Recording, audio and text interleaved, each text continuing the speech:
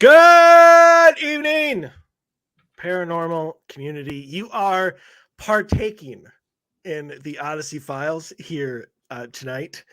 I'm your host, Michael O'Neill. With me tonight, as he was last week, and I think the show before that.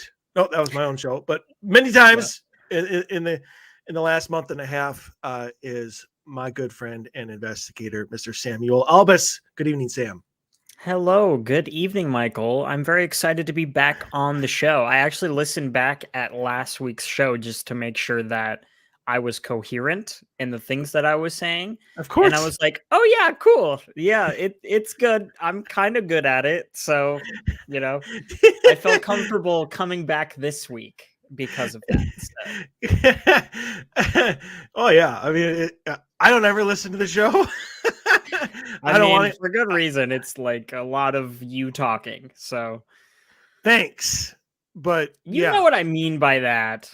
Well, right. So I don't listen to it, yes, because I don't need to hear myself talk.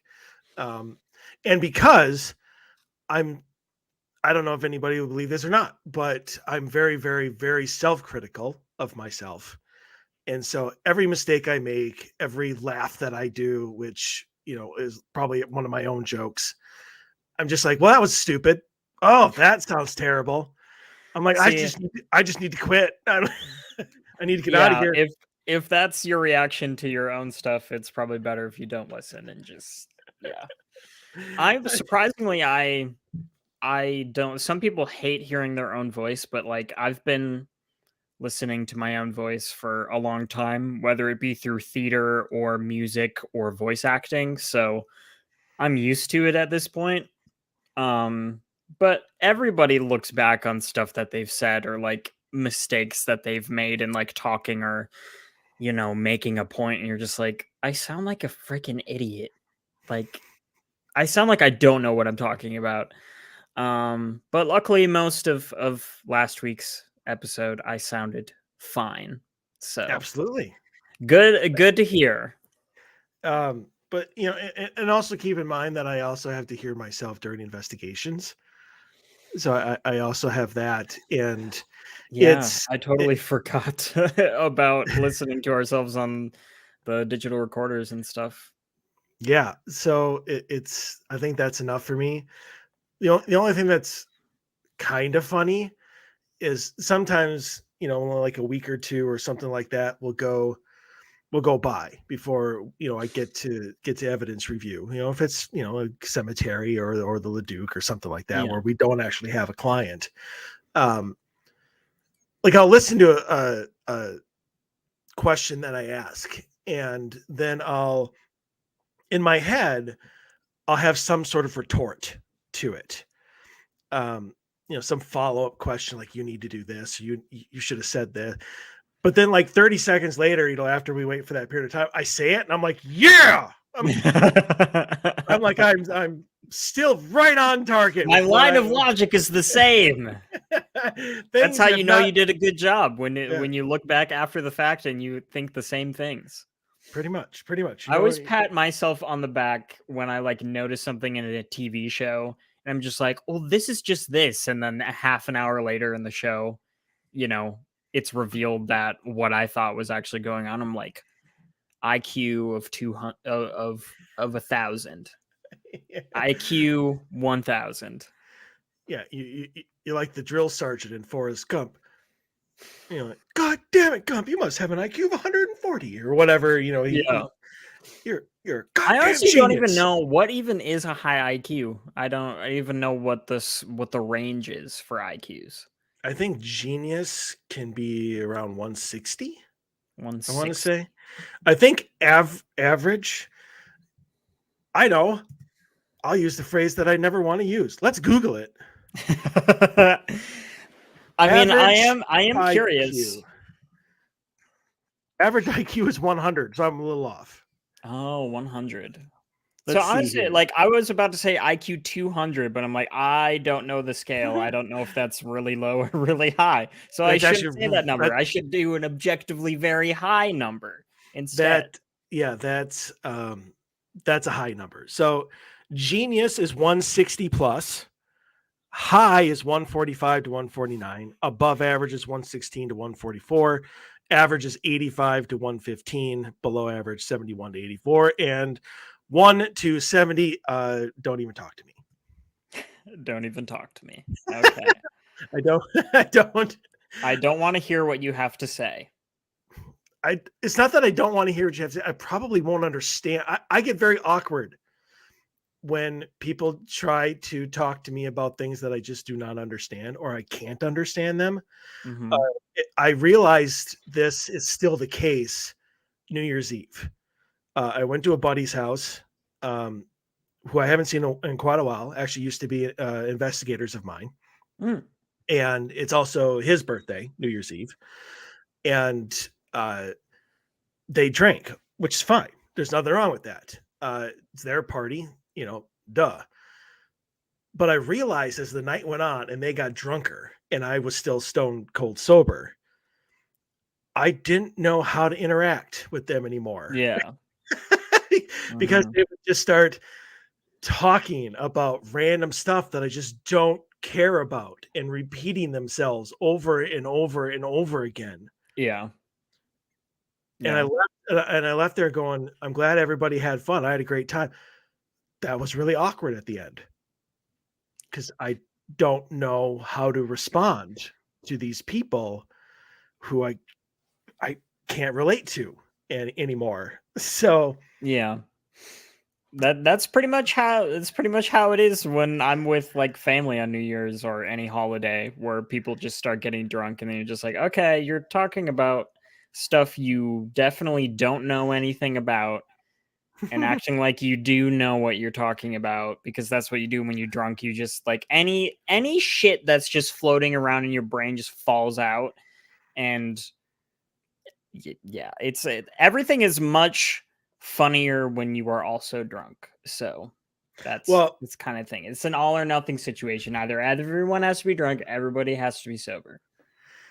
I unless you're around the drunkenness so much that you can have a lot of fun with them. That's true. If you know them like super super well, I've definitely been around friends that I know well when they're drunk and I'm just like, we can still interact. This is fine. Right. So, you know, let's just say for the sake of argument that the holiday party that the team, when we had a couple weeks ago, you know, everybody got wasted except, Scott and myself Mhm. or whatever. I could have had a lot of fun with you guys. That would have been really fun. Yeah. But I Haley mean, and I particularly get uh, a certain way when we're drunk, which just well, means we just say really weird stuff. one of these days you'll have to invite me along, and we'll see exactly how much Didn't fun you I can come to have. my 21st birthday? I did.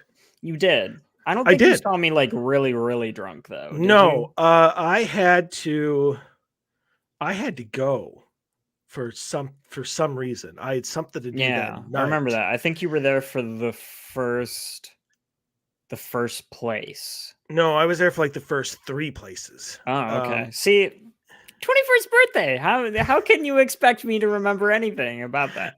I Also, don't that because was 3 years ago. yeah, I do. Yes, because I remember that quite well. I met you guys. You guys are all excited. Like not excited, surprised that I showed up. Um, I met obviously the friends that were there and Mhm. everything, and yeah, we went to.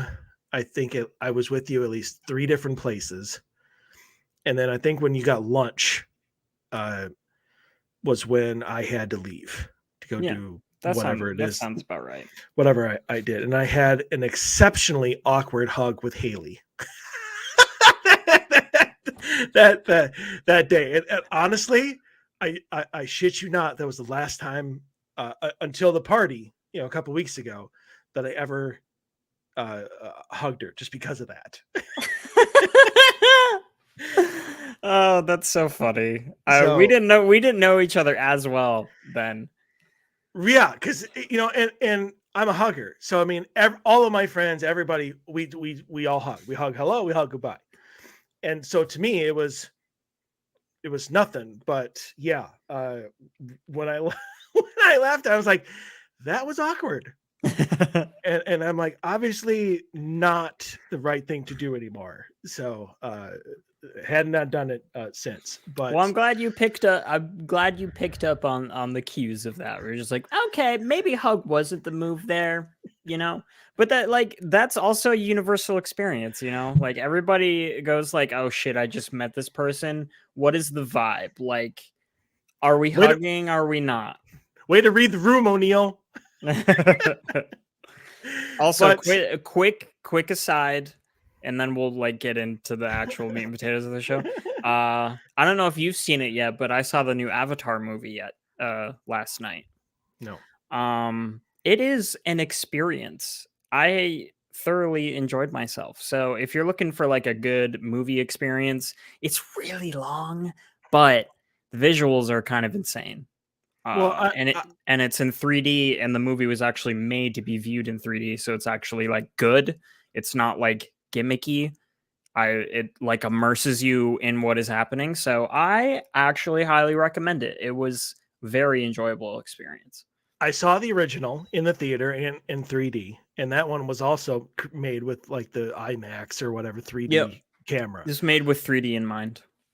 And I it was also like 3 hours long, and Yeah. I did enjoy it quite a lot. For some reason, this one just did not appeal to me. Mm. Not saying that I would not go if somebody was like, "Hey, we're gonna go see Avatar. You want to come?" I'd be like, "Yeah, sure, let's go." Uh, but not something that I would go see by myself. Mm. Uh, or any movie by myself because I don't want to be that guy in the theater. Oh, I love watching movies by myself. It's great. I'll watch them at home by myself. See, I love going to the theater because I mean partly because the theater is like the environment where like you are almost social, there's like a social contract involved to pay attention to the movie, and that keeps me from looking at my phone or getting distracted because I have the ADH dizzle. So yeah, I think that's one of the big reasons why I like going to the movies to like see stuff, because it's very helpful for me to just pay attention. Also, it's like it's dark. There aren't any other distractions. You're fully just engrossed in what's on the screen, and the screen's big, and the movies are always in 4K, so looks really nice. So here's the thing about me, and this is for whether the longtime listeners or whatever have gotten this or not. I like to share experiences. Yes. Yes. I don't need a huge group.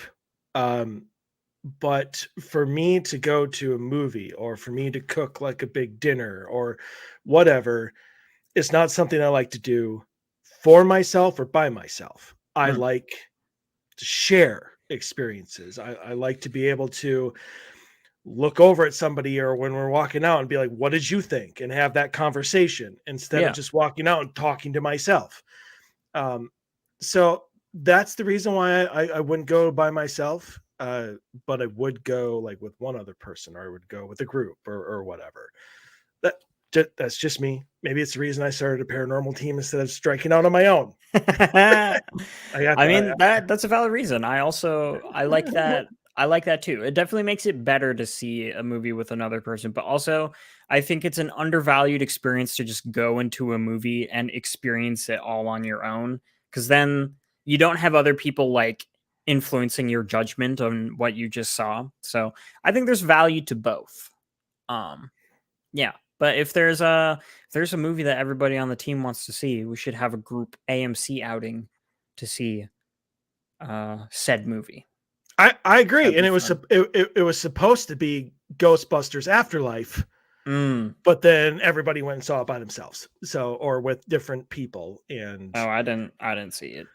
you haven't seen it yet? No. Oh, Why you do the Grinch phrase? You just turned into Jim Carrey. that's my I'm up to something grin. But Oh, you know what? That would be a fun, like, for fun topic to do, is like to rank the best movies about the paranormal. That would be a fun thing to do. uh, I don't, we would have to obviously focus it to what constitutes a paranormal movie. Are we talking like horror, Mm. like Paranormal Activity, or are we talking like are we also talking like B movie type, like the found footage, like the found footage Oh, I thought you movies? were talking about the B movie, like No, like with no, Jerry Seinfeld in it. I'm like, is no, that no, a no. paranormal film? Well, it should be, but no, B Paranormally movies. awful. Yeah, B movies. Yeah. They're so I mean, we would have to talk all about that or have categories. So We could I'm have one. categories, but I think it would go across genres, to be honest. Just anything that has to do with the paranormal, whether it be comedy, whether it be horror, drama, whatever. What would a example of a comedy paranormal film? There has to be a comedy film somewhere about a cryptid. Like somebody somewhere has made that film, and if they haven't, there's untouched comedic potential of like a comedic Bigfoot movie or some shit like that. Yeah. Well, then you're talking about like Harry and the Hendersons. I guess so. I mean, which is obviously like 1986 or whatever that movie came out. Young John Lithgow. The height of the best worst B movies. I wouldn't consider Harry and the Hendersons to be a B movie, though. It was great for its time. You've never seen it, have you? No, I haven't. Well, basically, it's this family who befriends a Bigfoot. A friendly Sasquatch, but have a hard time trying to keep the legend of Bigfoot a secret. Yeah, so they befriend a Bigfoot and hijinks ensue. Sounds like an 80s movie. That Yes. is for sure. I'm just trying to find like the budget and how much it made.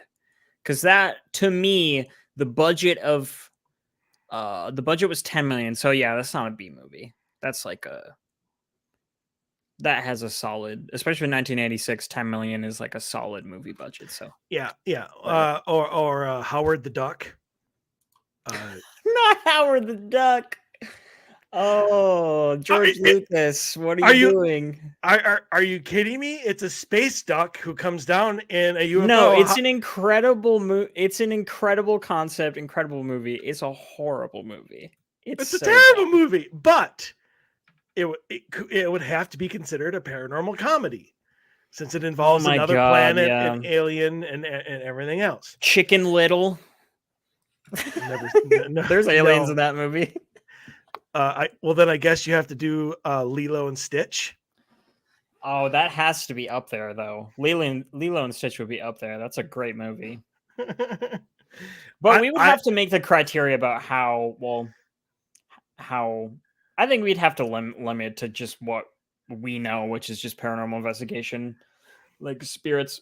And in that case, I think the Exorcist / Conjuring movies would probably be up there because it literally shows like the early form of paranormal investigation with Ed and Lorraine Warren, which is like, for better or for worse, like the origins of what we do. So yeah, well, not okay. Yeah, in a sense, yes.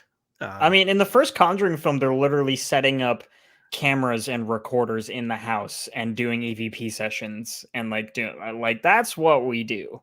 Yeah, and I was very surprised to see it done like that in a horror film. I was surprised at how closely they stayed to like the process. So yeah. I get that. Okay, great show for everybody tonight. So in our second hour, we are going to be talking about random paranormal conspiracy theories, and we do have several.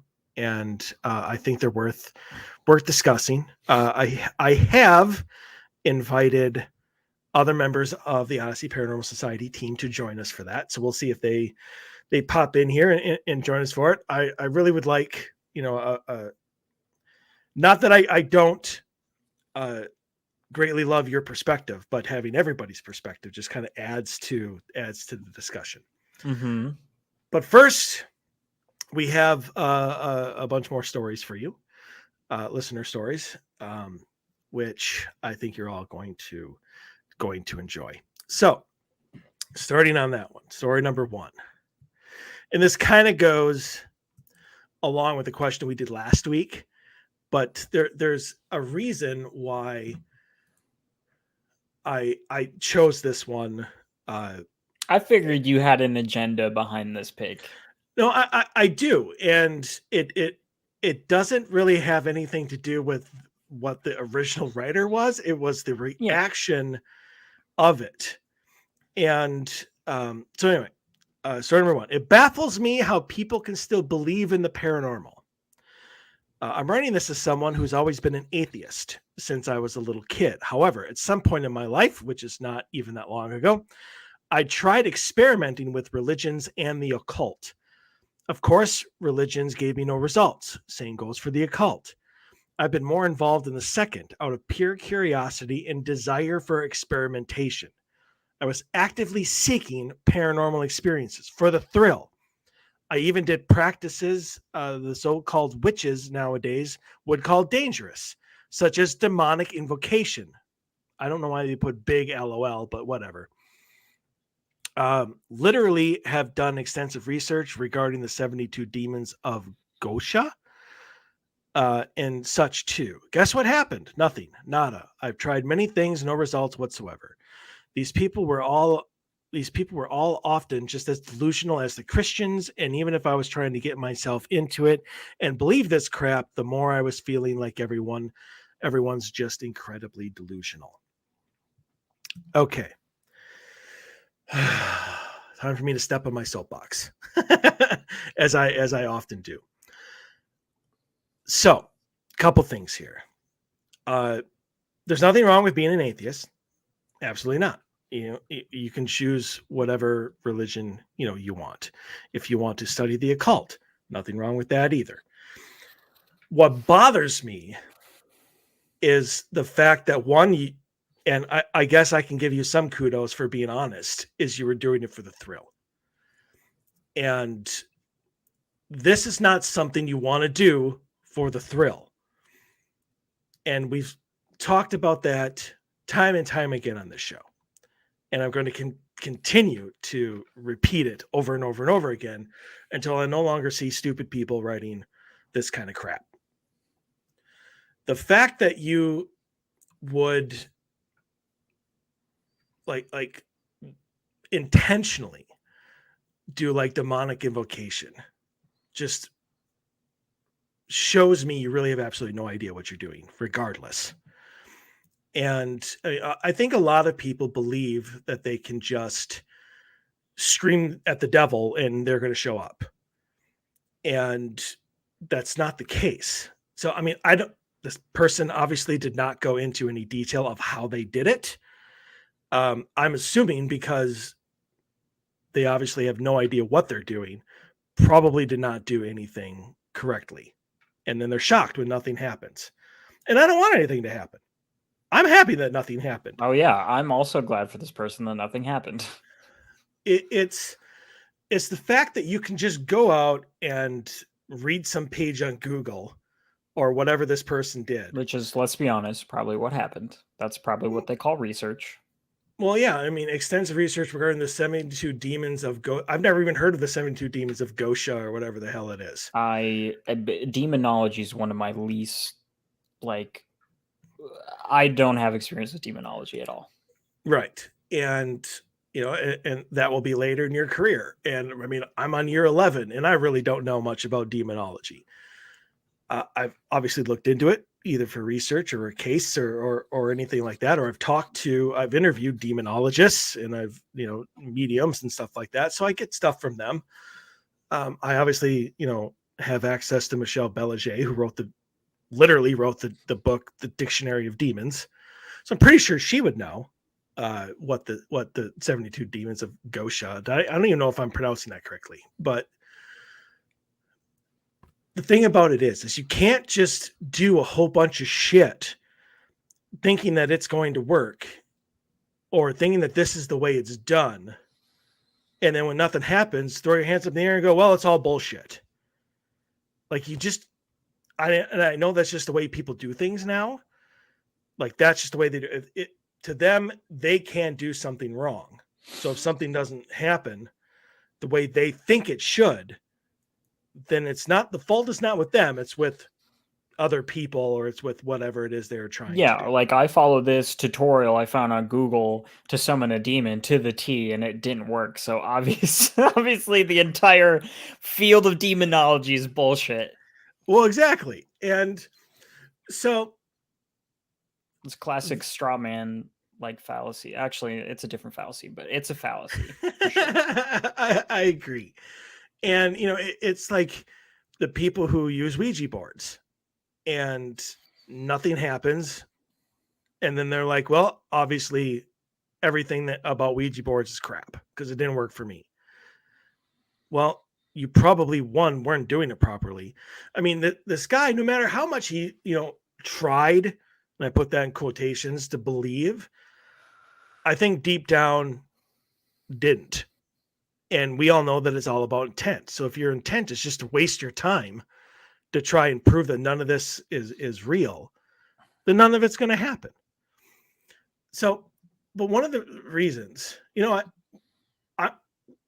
let me get your take on it, and then we'll go back to yeah.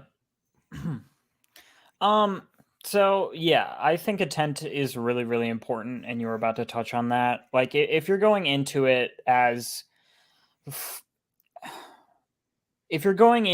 from the point of view of a cynic, that's not being open-minded, and that's not actually diving in and trying something. That's just like, I think this is all bullshit, but I'm just going to jump through all these hoops and not actually put forth much of any effort to actually understand what's going on, or actually understand the occult, actually understand a seance, actually understand the field of paranormal investigation. Also, the fact that you explicitly stated you're doing it for the thrill is stating to me that your priorities weren't in the right place. Like you were looking for a cheap scare, and you were looking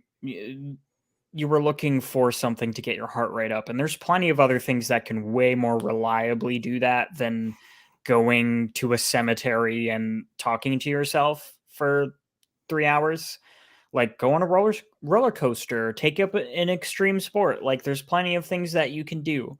So the biggest thing about this field is having an open mind. That doesn't mean take everything that happens to you with open arms and like accepting everything that happens to you as truth. That means going in, having your mind open to what is possible, what can happen to you, and then you can become a skeptic and try to parse truth from fiction, from parse what's actually happening from what your mind is seeing or what your mind is perceiving.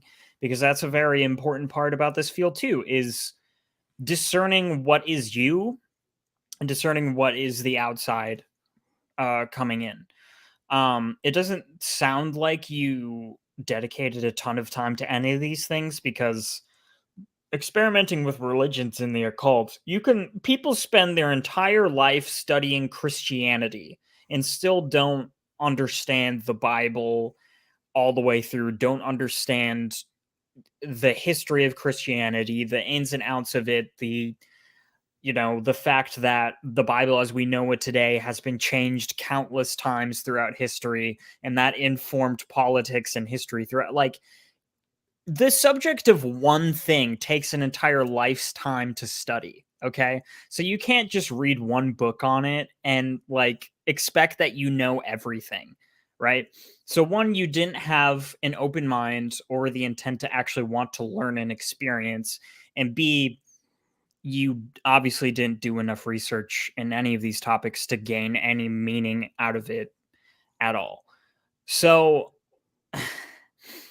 but I will say, when the last paragraph, when they are mentioning, these people were all often just as delusional as the Christians, that's what you have to be like, you have to be careful of people that are delusional, people that are like saying yes to everything that happens or everything that they see, because that's not being open-minded. That's being, well, stupid for one thing, but that's just being a yes man. That's just being, having blind faith to something that can really hurt you. So there is a middle ground, but I don't even think you were reaching the middle ground. You weren't coming in as a skeptic, you were coming in as a cynic, and you get out what you put in. If you put in the energy of this is all bullshit, then nothing's going to happen to you, or you're not even going to be open to anything happening to you, because nobody wants to interact with somebody that thinks you don't exist. So that's my take. No, and I think you're right on everything that you just said. The main reason I chose this, not only because there are people like this person who are cynical, and I like skeptics. You know, we're all skeptics on the team in some fashion or another. We all look at stuff objectively. Cynics are, they're not going to be swayed. Like this person really just seemed to be setting out to have nothing happen so that he could scream that it's all bullshit. And he doesn't have the experience. He doesn't have the knowledge. He doesn't have anything to give him the right to do any of that.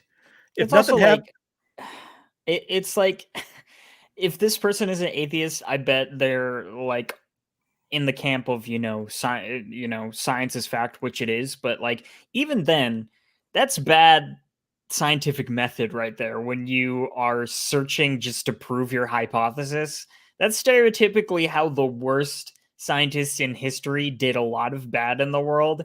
Is they already thought they knew the thing, and then they only like accepted evidence that proved their hypothesis. That's just bad science. That's bad reasoning. That's bad logic. So from the ground up, the logic is just very bad. right? And to me, it's even worse when you're not setting out. I mean, it's bad. You're right. You set out only to prove your hypothesis, and that's it. But this person just seems to be setting out to disprove everybody else's.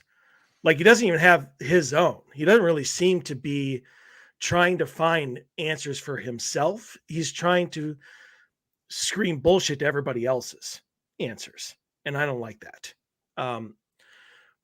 But one of the things that caught my eye, and I don't know why I read comments on this, but I typically don't, but I guess I just wanted to see what people were saying.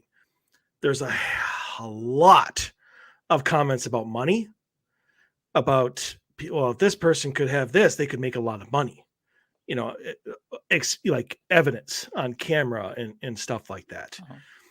There's also one here that just made me want to strangle this person. Not the one that wrote it, but another person says, one of my favorite hobbies is calling out for the devil when around religious people. If he doesn't show, as usual, I get to troll a bunch of religious people. And if he does show, the world suddenly becomes a little more fascinating. That's a shitty thing to do to a person. Not only that, but if he does show, the like fascinating, I don't think is the term I would use to describe it. I don't think you would be able to eat your own words fast enough if Satan actually like showed up. That would be a very bad time for you, I think. That would be like, you would not be having fun. It is not fascinating to come face to face with a demon, much less the supposed leader of demons. So, Well, right, or any flippant demon, but it takes me back to the scene in Independence Day when Dr. Orkin is being like, all these gizmos turned on the last 24 hours. Like the last 24 hours have been really exciting. And, obviously, Bill Pullman, the president, turns around and goes, exciting? People are dying out there. I don't think exciting is the word I would use to describe it. And that is what this is. This is just somebody who is taking like the documented suffering of others, whether they misinterpret it or not, whether it's an actual demon or whether it's a human spirit, trying to be evil, blah, blah, blah. People are suffering from this stuff. And to use it as a joke to troll religious people and then say it's fascinating if the devil were to show up is like a spit in the face to everybody who, sleeps in their living room as a family because they can't go anywhere else, or they're run out of their home because they're too scared to be there. Mm-hmm. I would like to see it. I honestly, these are the people that I would like to have those experiences so that it would shut their mouths. Yeah. Because there's nothing funny. There's nothing humorous. There's nothing fascinating about people who are suffering because of paranormal activity in their home or business. But that's just one of the reasons why I picked this, because, and we've talked about, whether on the team or whether it's Dave and myself on this show, we've talked about the media. We've talked about the changes in perception of the paranormal field because of the shows and because of how the paranormal, especially the supernatural, is portrayed. And we laugh because we're like, it's not a demon. But, on the other hand, we're all well aware of how serious it is if it would be. And I honestly wish that they would not, I guess, use people's suffering as entertainment. And I honestly look forward to the show. There's one of the greatest things that I loved about Ghost Hunters is it didn't have to be a demon. It didn't have to be evil.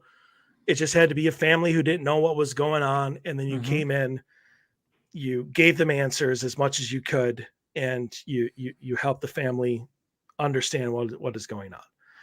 That is what we do.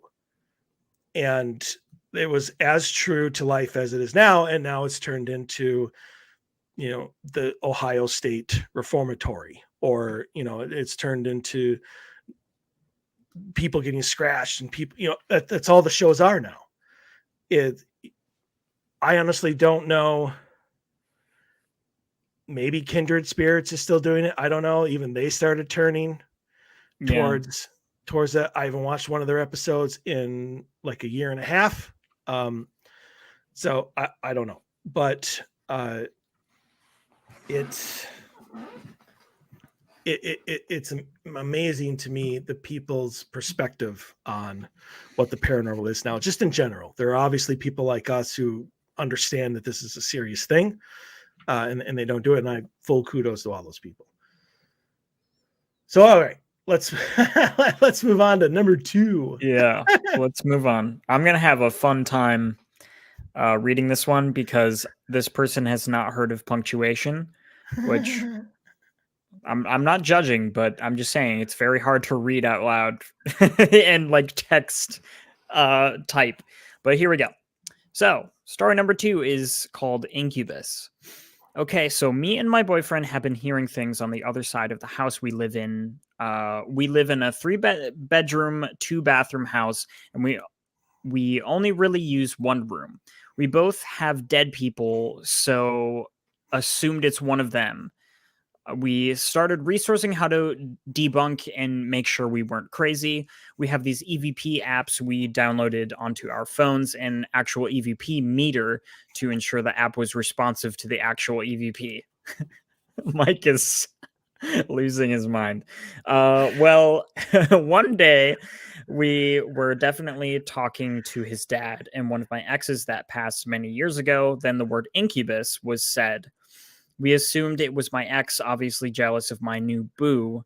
But then today, when I awoke, my boyfriend is telling me that he had gone to the bathroom, and when he came back, there was a large shadow over me while sleeping, and now I think was his dad warning us. Any ideas how to ban such entities? Wow. There's a lot to unpack here. There's a lot to unpack in in this one. So, Assuming what you mean by we have dead people is you have people in your life that have passed away. I will say those EVP apps in your phone are not trustworthy at all. Like I would say if you were just using like the voice memo on your phone, that's fine because it's just a recorder. But if you're downloading an app that is advertised and marketed as like especially for EVPs, it's most likely not trustworthy. Um so from right there, I think um you might be getting information out of the app that isn't true at all. Also, if you're hearing the word incubus, um I know I don't have a ton of experience in that sort of sect of the paranormal, but I haven't heard of an incubus announcing itself as an incubus before. So that's kind of on the nose there.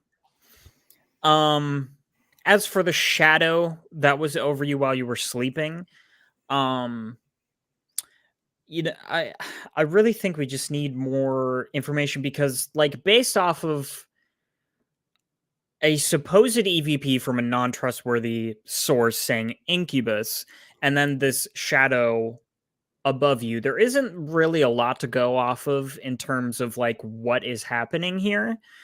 Um just because the word incubus came out doesn't mean that there's an incubus in your general area in your house, and just because your boyfriend thought he saw a shadow above you doesn't mean that there's they're just we need more information. And I really don't think based off of the information, and especially based off of the fact that you're using an app that you downloaded for EVPs, I really don't think it's an incubus, and I really don't think it's anything that you should be worrying about too much.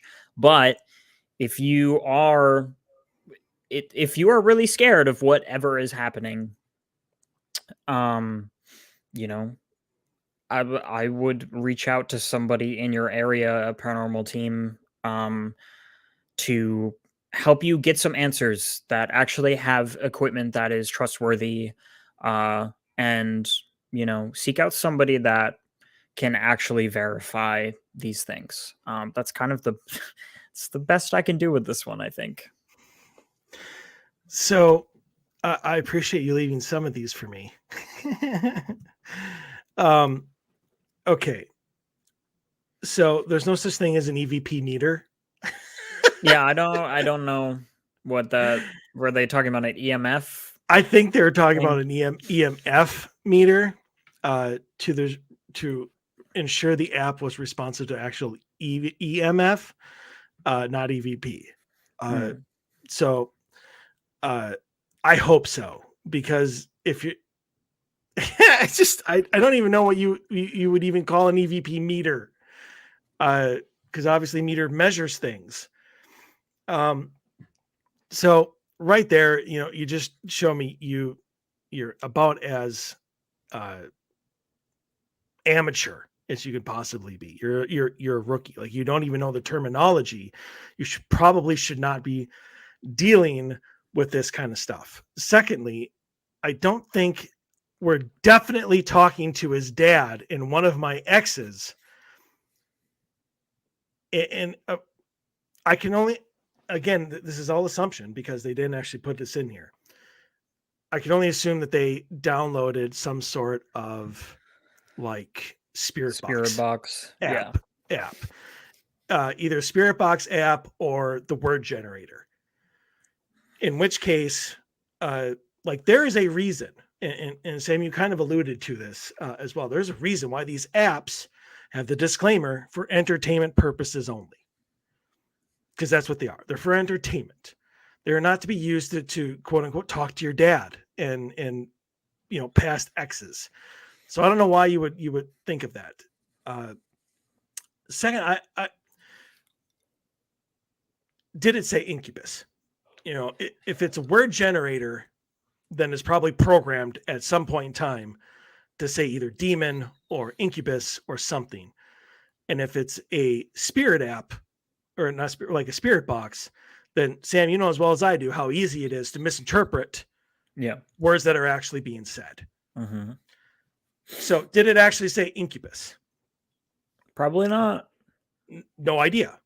So the other thing that I want to point out is about the incubus itself. So the incubus is a sexual demon.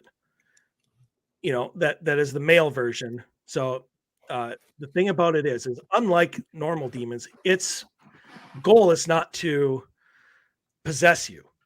You know, it's not to take over your body or anything. It is to, you know, pretty much suck the sexual energy out of you. So it's very, very difficult to get rid of them because they're not always there. They come and go. And so I would hope that nothing of a sexual nature happens to you. And if it doesn't, then you're fine. There's nothing going on because that's how they do things. If you see if all of a sudden you think they're slamming doors or cabinets opening up, that's not the way they do things. So you're not even talking about a demonic entity known as an incubus. Now the big shadow standing over you, that could happen, and it could be the father. I have no idea. It could be you invited something in because you thought you were talking to the father or the ex-boyfriend. It could happen all the time, and the boyfriend just happened to see it. The point of the matter is you need to stop messing with this stuff. And because that is how they get in. They pretend to be your deceased father. They pretend to be a deceased relative or your ex, and they tell you that they love you and that they want to come visit you. Is that okay? And you're like, yeah, absolutely. And now they're in because you invited them. People who don't know what they're doing need to stop messing with the paranormal. And I know you're all not. I don't. Next week there could be another 4 stories that I see that with people who talk to the dead when they had absolutely no idea what they were doing. It's going to happen always. But I'm always going to be here to try and be like, don't do that. Otherwise you're going to get us cases, which is fine. But I have invoked the stupidity clause. So you do get charged for that. Yes. Yes. But not at first, for the second time. So it's still, we don't charge for our services for the first time. Anyway, so that is the only thing that I can say, besides, you know, taking maybe an English course in school, because Sam's right. You need to learn how to use commas and periods. Well, they did use periods, but it was like ...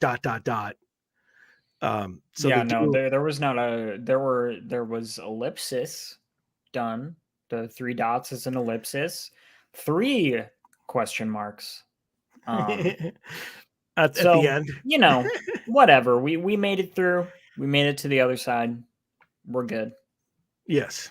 All right. I don't have anything more to say for that one. How about you? No. All right. Coming up to my favorite one. All right, story number 3, and you're all going to understand why I want to read the title of it. Skinwalker Cat, which I hear is going to be a new show next year on Fox. Hell yeah. Anyways, so this was a couple years ago. It was around 11:30 p.m. and I was walking into our living room to get a midnight snack when I heard the sound. When I heard what sounded like boots stomping in our kitchen, which has a large doorway to the left, and to the right was a window above the dishwasher and sinks. I looked up there and didn't see anything. It stopped, and I saw what looked like a much skinnier version of my cat, which is obese, naturally, walk out of the kitchen. As soon as it stared at me with those soulless, dead, green, bottomless eyes, that's what they wrote. I know you would think that I just put that in there. That's what they wrote. Couldn't have said it better myself. I froze and then ran to my parents' room where I saw the normal, lovable, fat cat. I slept with my mom that night and ate melatonin gummies every night so I didn't stay up past 10 p.m. again. Okay. One huge overreaction Just taking melatonin gummies. Melatonin, sorry, whatever. Melatonin gummies every night. A little bit of an overreaction. So, your skinny, soulless, dead, green, bottomless eyes cat. Really don't think you're in any danger. You saw a cat walk out of the kitchen. Why you saw that, I honestly don't know. You said it stared at you. It could be I guess I'm going to go out on the left field here, but it could be your cat from the future who is now dead. Wow, that's coming. That's a pull right there. That's it. That's very you're in the stands to the left of left field with that one. Sometimes I go on in the parking lot, so I get used to it. But but honestly, just because it was a skinny cat who stared at you with soulless eyes, which is every cat, I might point out. How many times I've heard the story of like a cat showing up in someone's house and they're like, "This is not my cat. Why is there a cat in my house?" Because cats can literally, their skeletons can like go flat against the ground. They can get through spaces that are like this. So it's entirely possible that a random cat just got into your house. So I mean, on the one hand, like, I am a big proponent of like trusting your instincts on something that feels wrong. But also, if your current cat wasn't freaking out, I think you're probably fine, because animals are very intuitive to that sort of thing. So if your current cat was like on edge, like after that, I would be more concerned about it. But I think I think you just saw a cat that you didn't recognize and it freaked you out. And it's pretty safe to say, especially if it's like one of those like hairless cats or something like that. Manx That'd cat, be pretty creepy. Yeah, That'd be pretty creepy. I agree, and the what I can understand this person saying is that he believes a skinwalker was tromping around his kitchen and then turned into a skinny cat to walk out of it. Is why I'm thinking he called it a skinwalker cat. No, just no. That's not what happened. I want to leave it at that, but I feel like I shouldn't. It's just more the fact that you had stomping footsteps and then you saw a cat. Okay. That honestly could be anything. It could be residual. And, it could be the spirits and sounds of a cat that used to live there. I mean, I don't know how old this house is. I don't know the history of the property, but that is something that can easily have been done. And that can happen. Other than staring at you, it did not interact with you in any way, shape, or form.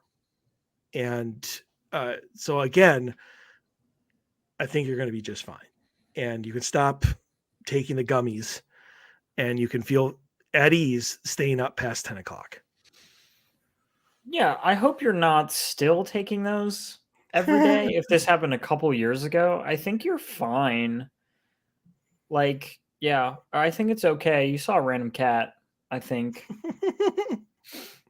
Sometimes they just be getting in places where they don't belong. And that's just what cats do. Very, very true. In fact, it's what, a Progressive commercial right now for football, where the guy left the door open or whatever, and all of a sudden they have a cat the next morning. So, it happens. So, and Sam's right. Cats can squeeze into anything, and this is a skinny cat, obviously. But you made a good point, Sam, that I didn't even. I was so amused and entertained by the great descriptive words of this cat's eyes, that I missed the fact that the real cat wasn't freaking out whatsoever. Yeah. But then again, it's obese and fat, so Who knows how aware this cat is? Well, either that or maybe it was, and it just wasn't moving. I don't know. Maybe its scared look is the same as its bored look. I don't know, but I still think you're going to be just fine. Okay, let's do story number 4 quick. There we go. All right. It happened to me on a muddy trail while raining. A voice saved my life. Less than 2 years ago, I was in North Carolina near Camp Lejeune. I found a spot of land to meditate and smoke some cannabis peacefully. A few months prior, I had died in my sleep and had an after-death experience in which I experienced a large hand coming from an opening in the clouds as I floated in such a way that my body truly could not manage on its own. I felt such a bliss, like the other half of me had been found at long last. I stopped halfway there and thought that I did not want to leave my mother with another dead child, and I did not want her to grieve. As I reflected on all this, I began to nag myself in my head. Get up, stop, get up and go.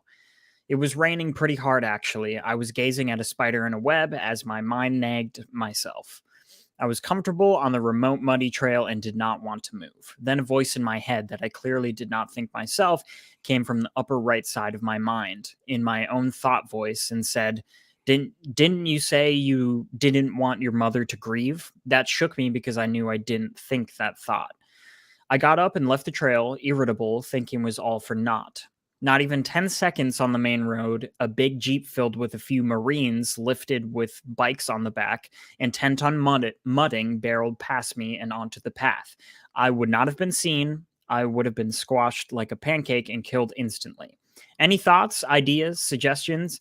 This is one of the many major spiritual events that have happened to me during my life. Okay. Not to reduce you to a pothead, but cannabis can have hallucinogenic properties. It doesn't all the time. There's evidence that cannabis has hallucinogenic properties sometimes in some people and in some situations.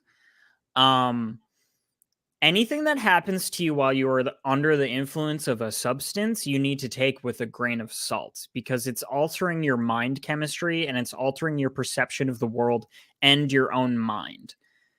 So with cannabis, with THC, it is changing the way that your body responds to stimuli. So I'm just making a hypothesis here. I think it's entirely possible that you smoked cannabis, you got high, and you surprise yourself with your own thought, right? Or maybe you knew this Jeep was coming, but your conscious mind was not perceiving that it was coming, and you finally got off the road, just instinctually. So I really don't. I'm so sorry. I really don't like.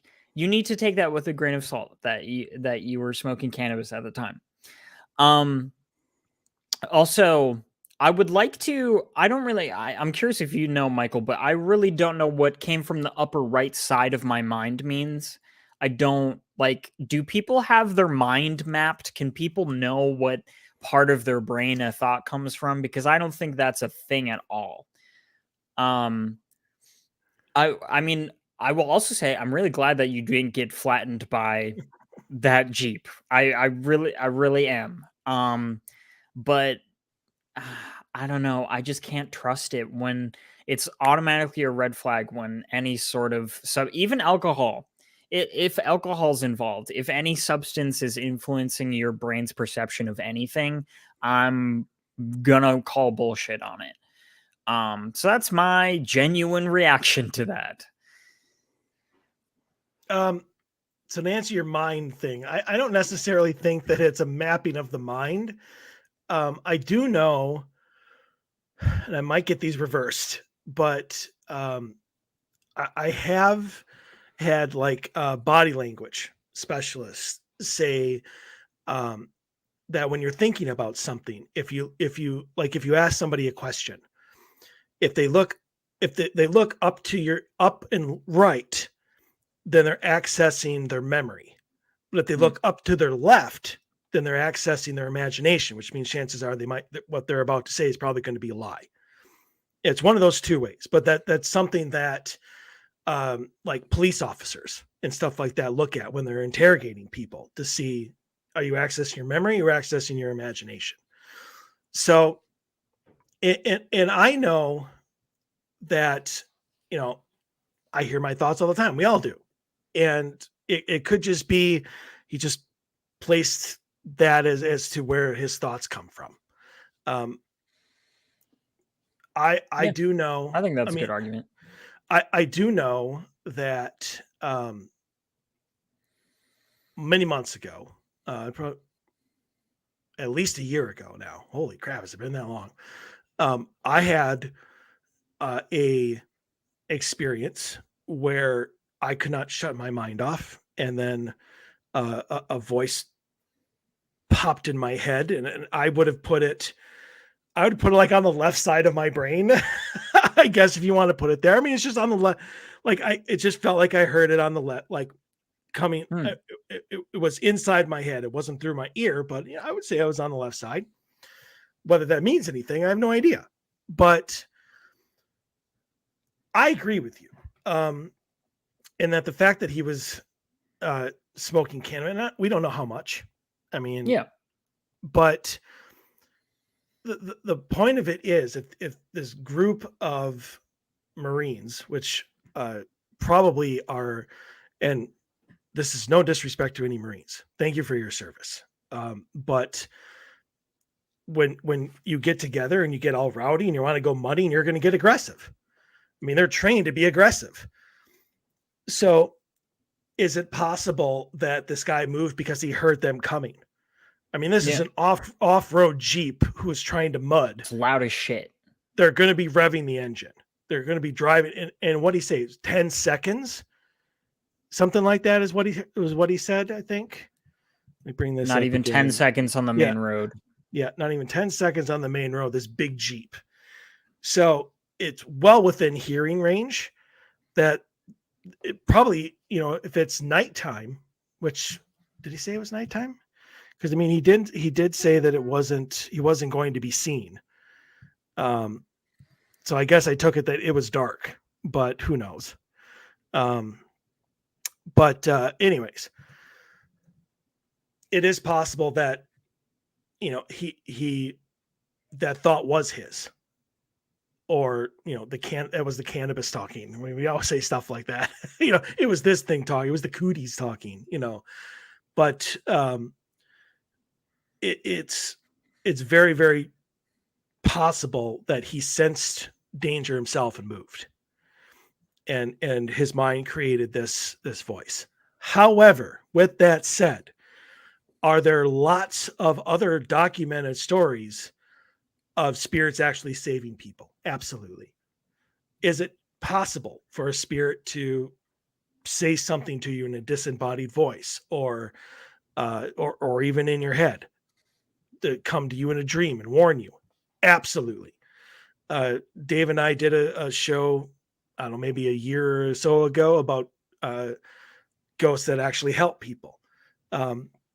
Talked about was it the Gray Man?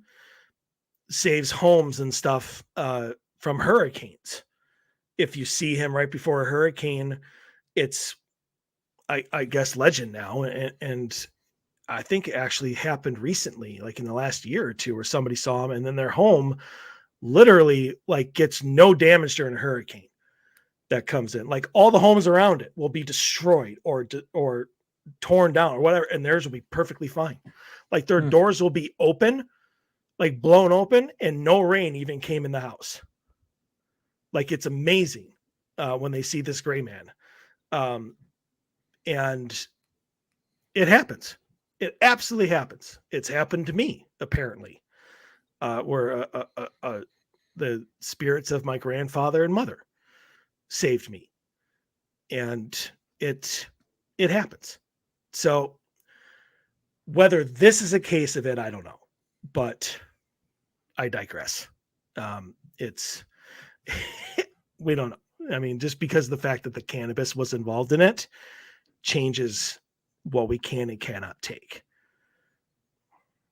Yeah. So all righty. Good stories. good answers, by the way. Thank you. Usually, because I honestly, I'm going to tell you this.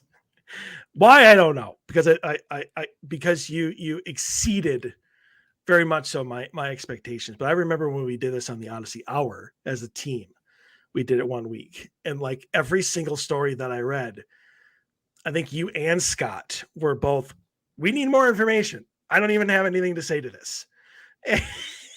And so I honestly expected when we first started doing stories that was going to be your answer to, like, I don't know this and I don't know that. And I think you're crazy because of this. Mhm. But you've done an amazing job. And I appreciate you not doing that.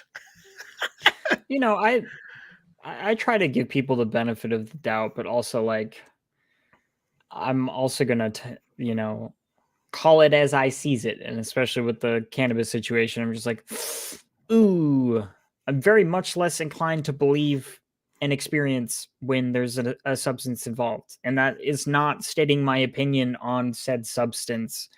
I said that for alcohol too. For anything that you're doing that's altering your brain chemistry, I'm sorry, I'm not going to trust it.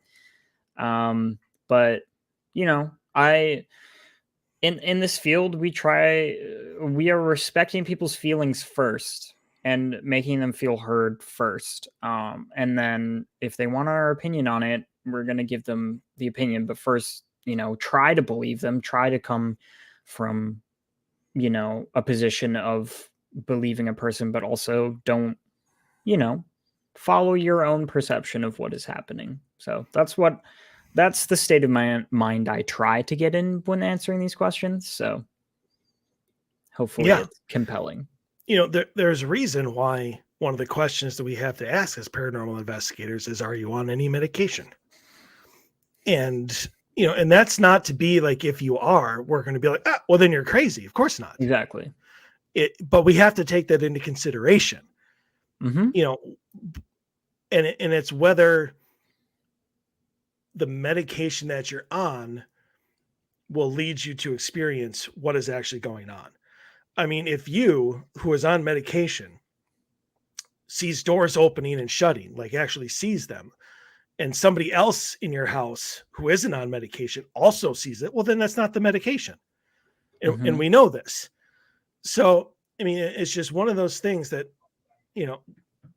we have to ask. And sometimes it leads to unfavorable determinations as, for the client. But we have an obligation and a responsibility to look at everything as objectively as we can, and to take everything as it is.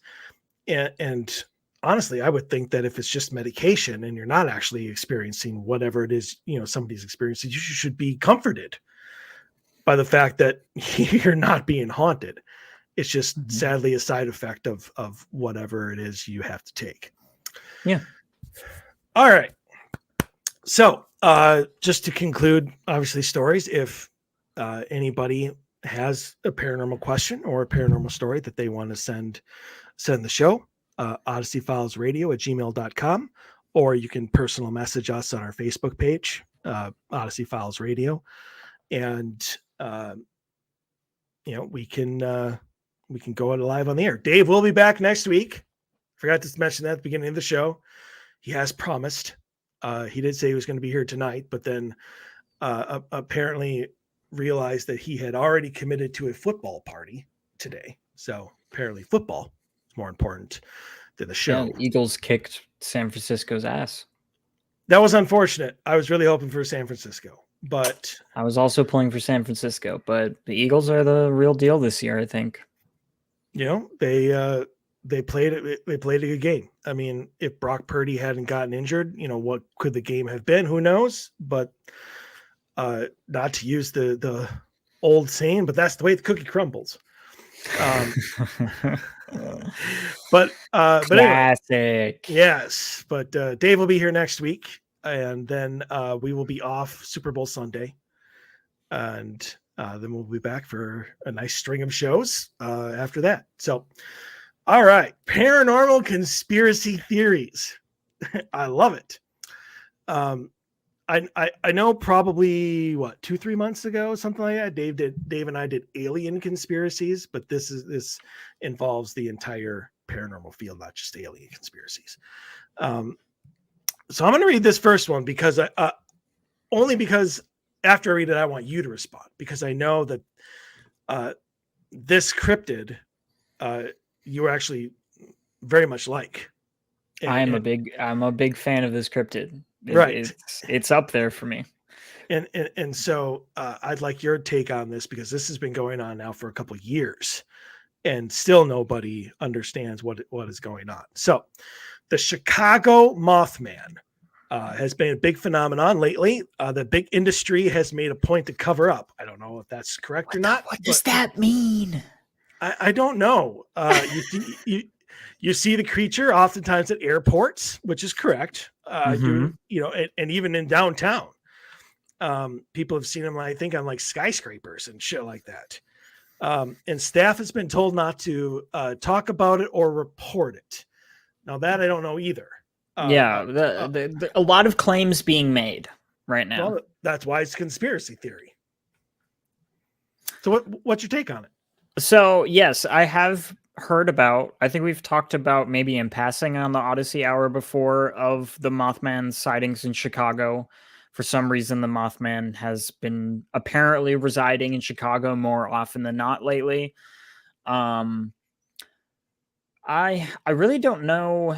I don't know what you mean about big industries made a point to cover it up. I feel like news stories pop up about the Mothman fairly often. Like the Mothman is a very regularly reported thing. And also, literally, if you go to Point Pleasant, that entire town is dedicated to the Mothman. It's not like the government is covering up everything about the Mothman. Like Mothman is, people know about it. People talk about Mothman. People report sightings to the internet. Like that's the thing that happens all the time. I don't know what the airport would have to gain from asking staff not to talk about it or report it.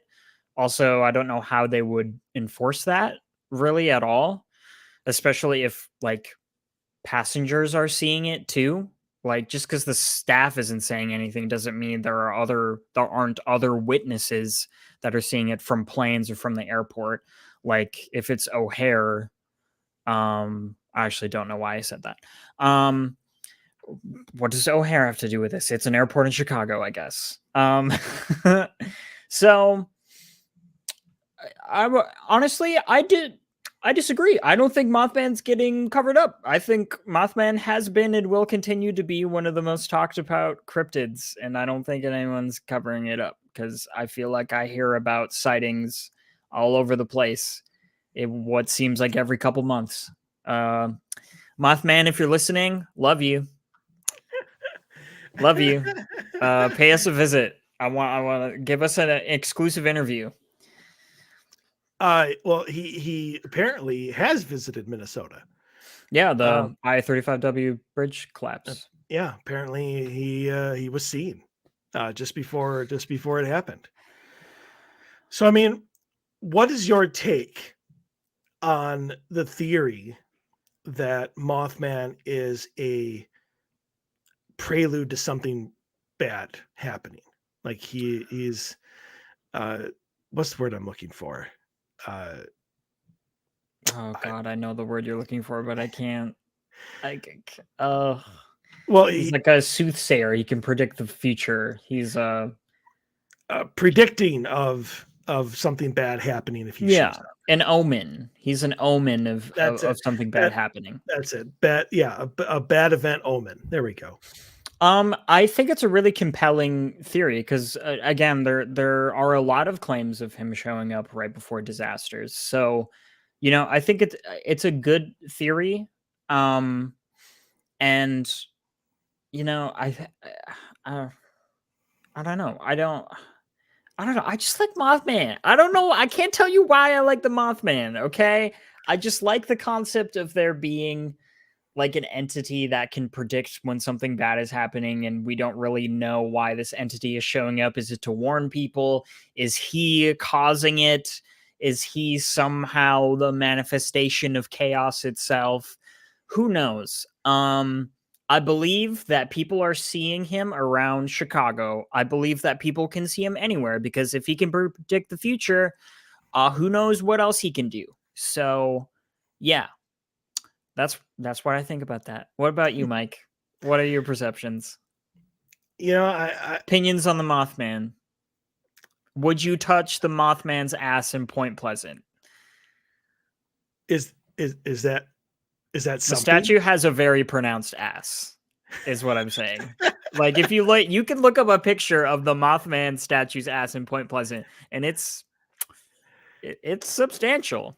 Okay, so right, but my question to that then is there some sort of like urban legend that like if you spank the Mothman statue, you're gonna die or what? No. Oh no, no, I don't okay. think so. All right. Well, it's just you were very specific as to. It's like not like licking the Blarney Stone, like, or kissing the Blarney Stone. Like, you're not gonna get luck from it or something. It's just they have a statue in Point Pleasant, and it's got an ass. Okay, I didn't know, but would I? Sure, of course I would. Oh, I absolutely would. Do I think the Mothman exists? Yes. Why he shows up places, I don't know. All of the theories could be true. Well, not all of them, but I mean any number of the ones that people have come up with as to why he appears where he appears, could be true. The only question is that he's been seen in Chicago, probably hundreds of times now. Well, maybe not that many, but I mean, he's been seen at least dozens of times over the past, year and a half, 2 years, something like that, maybe even 3 years. It's been quite a while, but there's never been a disaster. So why is he there? And I guess, is it the original Mothman? Is it the same one? Are they migrating? It's questions that you have to ask, but do I think that it exists? Yes, absolutely I do. Why he's in Chicago, I have no idea. There doesn't seem to be any sort of disaster that has happened. And I don't know past that. So, I mean, it almost kind of blows that theory out of the water, unless it's not the same one. It's a different one. And it has different goals. I mean, maybe it's just trying to go shopping. You never know. Who knows? Maybe who knows if it's the same Mothman. I just looked for like a Chicago plane crash or like plane emergency, and there's a report of like 2 days ago of a plane having a rough landing. It was just, a landing gear issue where, the plane has to skid along the runway, which is pretty regular occurrence everywhere. So I don't know. I just wanted to take a passing Google search to see if there was anything about stuff happening at the Chicago airport. So, right. I mean, and he's not necessarily only seen at the Chicago airport. That's just, that's what this conspiracy theory was talking about. Mm-hmm. was the Chicago airport. Do I think big industry is trying to cover it up? Possibly. I mean, but big industry does that no matter what the paranormal claim is. I mean, whatever that is. I don't really know what that is. Well, the only thing that I can think of is like companies. It's not the government this time. It's, like whoever owns the Chicago corporations airport. Or whatever. Yeah. It's corporations. Let's just say the Glen Sheen Mansion. I mean, up in Duluth. Everybody knows that it's haunted. People have been recording, or talking about having their own personal experiences there for decades. but the staff's told not to talk about it. Why? Because they don't like the stigma, That's of true. it. That's a good point. So, I mean, it's not necessarily that big industry is trying to cover this up. I think they're just trying to make sure that they're not scaring off, customers, that, that people who pay money to fly on their airlines aren't going to think that their plane is going to crash because the Mothman flies into their jet engine. Although that would be Yeah, pretty. yeah. Oh, They're not gonna be like, yeah, just so you guys know, yesterday we saw a big gray guy with wings next to the second runway. Just wanted you all to know that we saw that. yeah, I can see the captain's announcement now. Welcome everybody to American Airlines Flight 103 to Atlanta. If you look out your right front window, you see the Mothman. Yeah, there's a Mothman. He's been coming here more frequently. So, I mean, it's not necessarily that they're trying to cover it up, because people have been doing that all the time. Even the Stanley Hotel put out an announcement or a memo or whatever to the public saying they were no longer going to be doing paranormal events and paranormal anything. And the whole reason for it was because they wanted to attract more corporate retreats and more corporate events. And they thought that the stigma of the paranormal on the place would make it so those people would not choose the Stanley Hotel. Whatever. I mean, they can choose how they want to market their own place. I guess.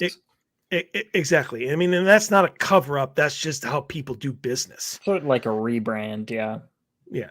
Just like, this is the place where The Shining was filmed, and also we're haunted. But now it's just like, you can pay an exorbitant amount of money here to have your company retreat. Yep. So, all right. I don't know about this one. I've heard of the unmarked cars, but never for like Bigfoot.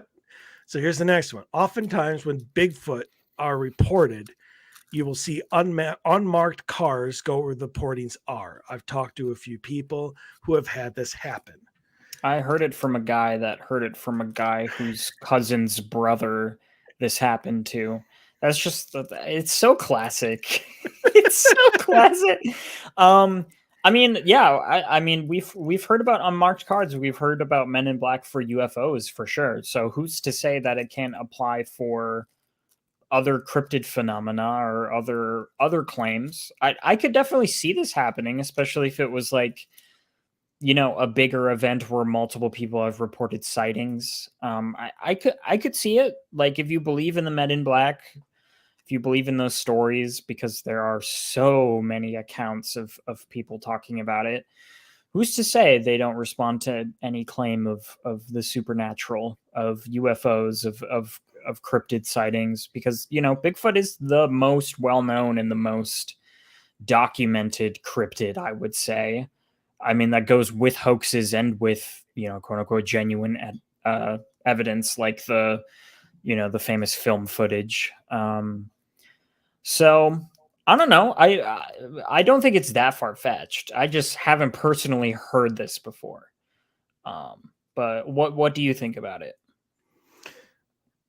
I've heard of the Men in Black. We've done shows about the Men in Black. We've talked about it. Yeah, exactly. So the thing that I don't get here is, I don't know if I've ever heard a story about the Men in Black showing up at a Bigfoot sighting.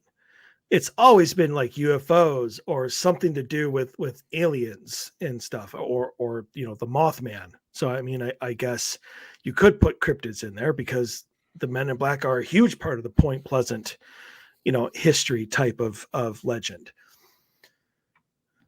But Bigfoot have not, because you are correct. He's the number one most well-known cryptid, probably because there are thousands of sightings every year.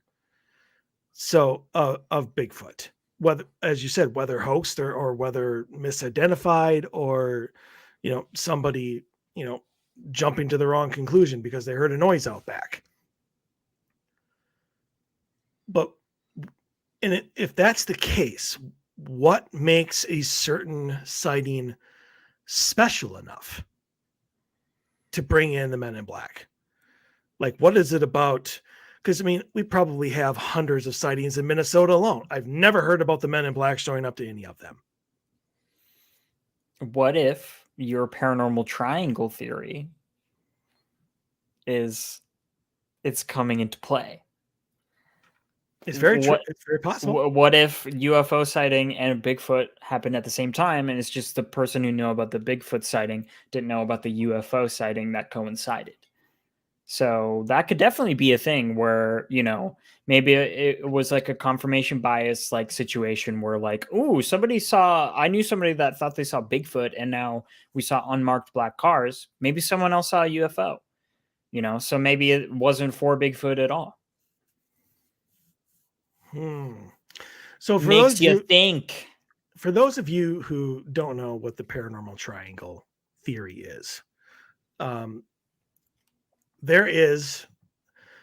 it's called something else. I call it the paranormal triangle. So, but it is where like Bigfoot, the supernatural and ghosts and spirits and whatnot, and UFOs are all connected in some fashion. And that whole thing was brought up by Chuck Zukowski, who I was talking to him after a show one time when he came on and mentioned something about I think I was asking him about a case that I had read about here in Minnesota. And it turned out, I think it was like a Dead Files episode when they were filming here in Minnesota. And it turned out that Amy Allen was talking about how it was aliens and not spirits. And he asked me the question of, well, I guess it really wasn't such a question, but it was more of a statement. He goes, how surprised would you be if a lot of instances and experiences of the paranormal were not spirits, but extraterrestrial? And it got me to really think, because I don't know the answer to that. I mean, obviously they have technologies and everything that we don't. They could have cloaking devices, but is it going to hide their ability to walk through a door? Is it going to hide their footsteps? Who knows? I have no idea. But and then obviously Bigfoot can come and go as he pleases. I mean, there's been probably hundreds of instances where people who have followed Bigfoot tracks will follow it to the middle of a field and then they'll just disappear. Like they'll just stop. Yeah. And, where do they all go? Obviously that brings in the interdimensional theory. Are they, able to travel to, off this plane? Are they picked up by the mothership, which is cloaked in orbit? Who the hell knows? But, obviously the theory is that all of them are connected.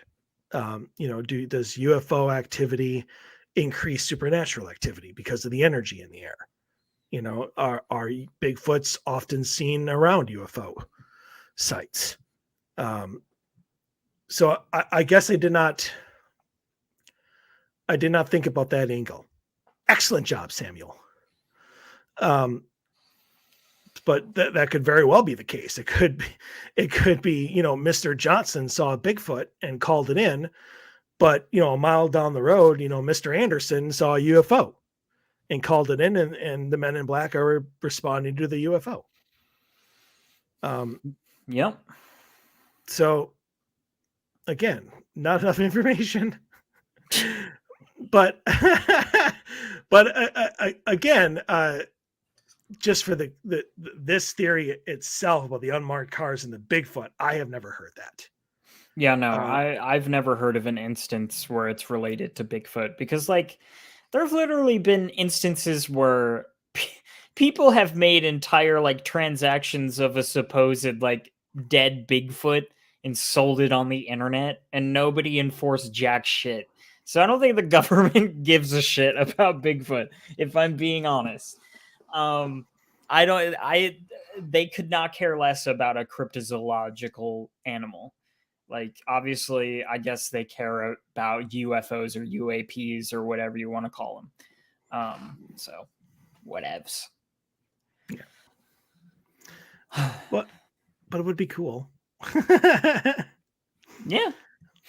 Yeah, All right. who knows? What if one day the government publishes classified documents just like, yeah, we've been compiling evidence of Bigfoot for 30 years, and we are here to say we think he exists. And everyone's like, what the fuck? Not only that, but every photo they have is going to be blurry.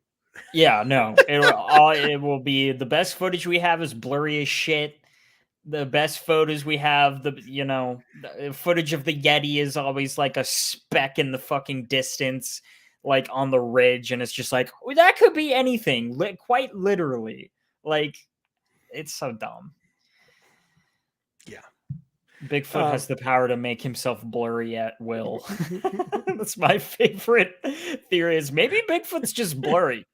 Maybe he's just blurry. Yeah, we can see, tiny rocks in the rings of Saturn in crystal clear, but we can't get a clear photo of Bigfoot from 20 feet away. We send a fucking telescope into space that can take incredibly detailed images of things light years away, but we cannot take a clear photo of Bigfoot or Loch Ness. I don't think there ain't a prehistoric creature in that lake. I'm sorry. I don't believe that Nessie's a thing.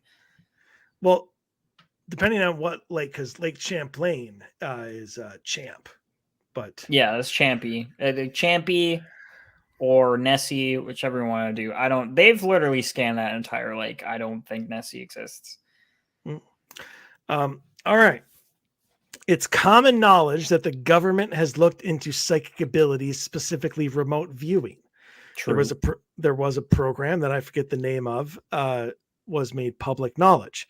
So I beg the question, what else have they looked into? Not to mention, it seems there are some tangible results.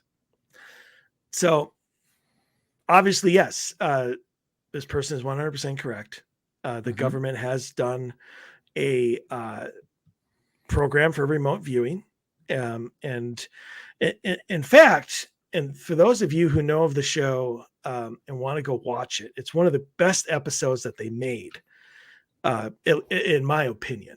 And it's episode of the Dead Zone, the new one with Anthony Michael Hall, and they literally say at the beginning, this episode does not confirm nor deny, the existence of this program, blah, blah, blah, blah, blah, just the normal government thing. But they literally had the Anthony Michael Hall's character, Johnny Smith, part of this government remote viewing program.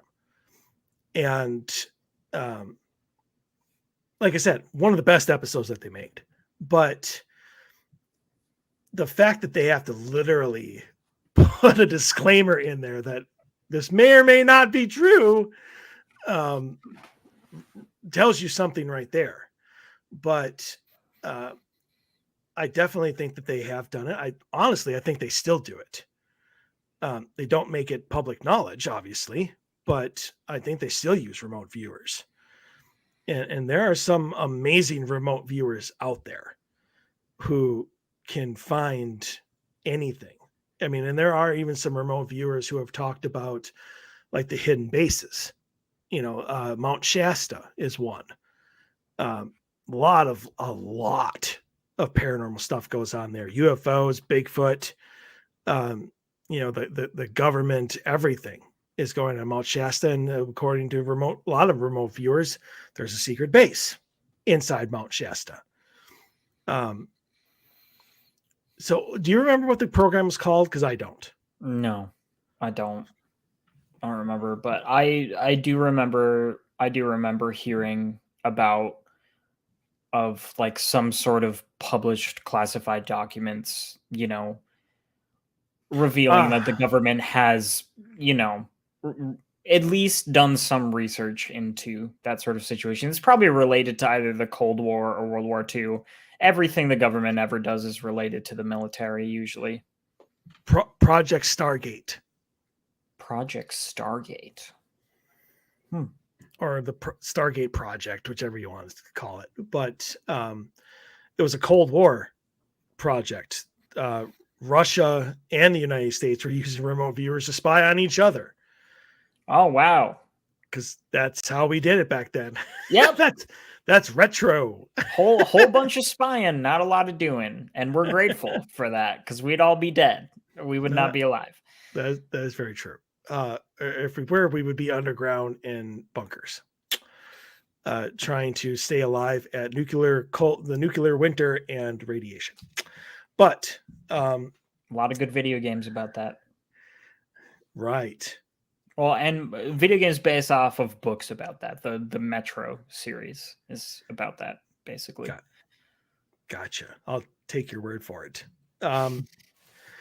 But they definitely did do it. They admitted to it, and I still think that they do it to this day. They're either very selective of what they put out into the public, which has always been the case, or they're just not talking about it at all.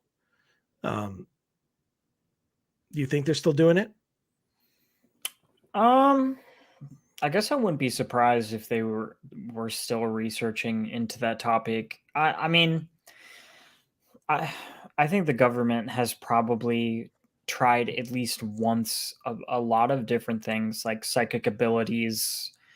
Probably have researched a lot of stimulants to see if they enhance psychic abilities or do any, like, just research on what different things do to the human mind. I am sure, especially during the Cold War, they were exploring every avenue to get the advantage on Russia, or World War II for that matter. Just look at the lengths we did to create, the atom bomb, so I think it's entirely possible. Humanity is capable of going to great lengths to, gain an advantage over their enemies. The Cold War is like the infamous representation of all of that. The lengths that people will go to just to get a little bit of an advantage. So I don't think there's much limit to what the government has considered doing if it relates to war in the military. What you think about? Just looking up some stuff. So it's interesting because who knows how much of the government information can come from that. I do not know. Okay. This one is interesting to me. I don't know where they get this from. I wouldn't doubt it. But so as far as ghosts or hauntings go, there have been a few millionaires and billionaires who have invested into researching this phenomenon. For whatever reason, the information is not shared with the public. Who? Right. So the only thing that I know of, and it honestly goes back to Chicago, shocker, is, and this is 100% factual, is Dan Aykroyd, our, great, Ray from Ghostbusters, owns all of the footage from the O'Hare UFO sighting from, what was it, like 2000 or something like that. It was a while ago, but it was a huge freaking deal. And there was, how long was it there? Like, it was seriously, like, there was a UFO hovering there above the O'Hare airport for like 10 minutes or something like that. People got tons of footage of it, even reporters. But apparently Dan Aykroyd came and bought it all. And he owns all of the footage to the UFO sighting at O'Hare Airport. And otherwise, I don't know what the F he's talking about. The only people I can think of is like really big people that are like that come from the paranormal. Like a person like Zach Baggins, I would not be surprised. He's probably a millionaire. I would think he probably makes a shit ton of money off of what he does. So that's the first thing I think of. But the question that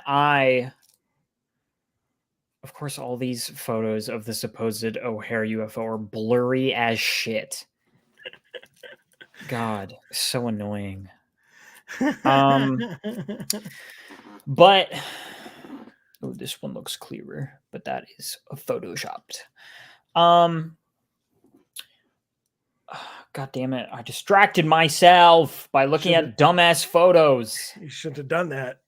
No, yeah, I shouldn't have done that. Yeah, sorry, I don't remember what I was going for. Well, you're talking about how, somebody like Zach Bagans would, but you don't know who else Oh, would. yeah, I was going to say, we don't know where the money's going. Like, what are they investing the money in?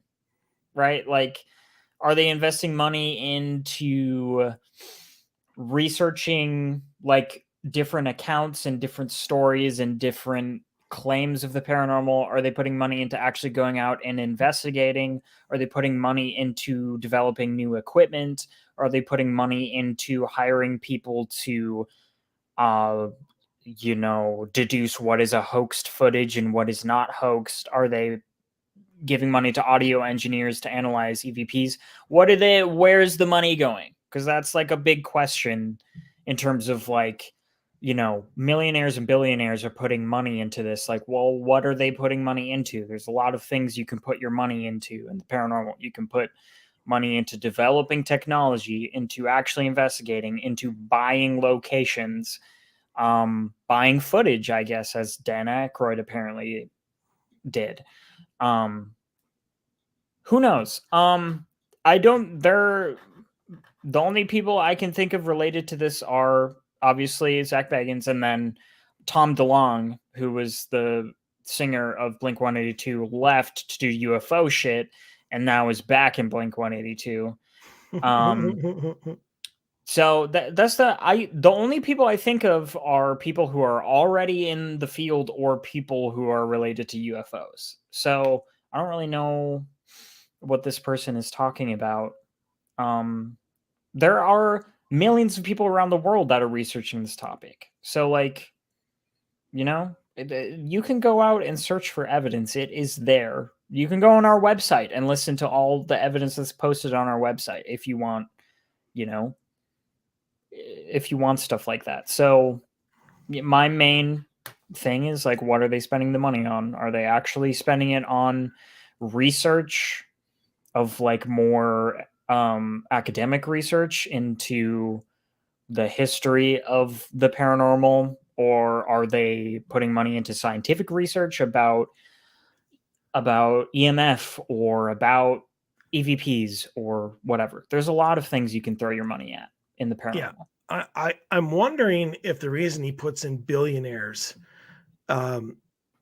is he's talking about Robert Bigelow, who used to obviously own Skinwalker Ranch and did, like 2 decades worth of research. But it is very, very well-known fact that they did not release a single piece of evidence of anything that they got, anything that they found out, anything that they came to conclusion about, nothing.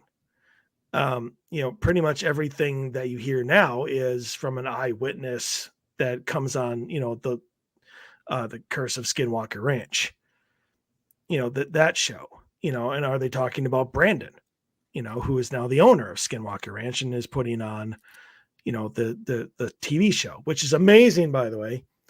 But, it's, I don't necessarily think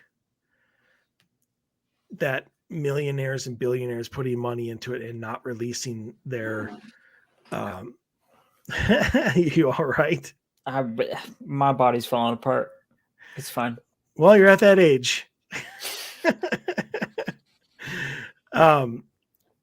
So